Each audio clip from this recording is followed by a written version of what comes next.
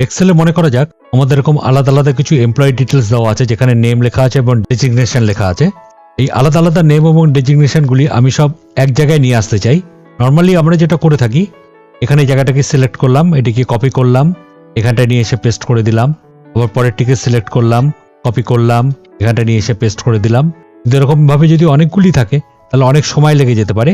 তাহলে এবার আমরা দেখে নেব যে কি করে আমরা খুব অল্প সময়ের মধ্যে এটিকে একটি ফাংশনের মাধ্যম দিয়ে ব্যবহার করে এক জায়গায় নিয়ে আসতে পারি।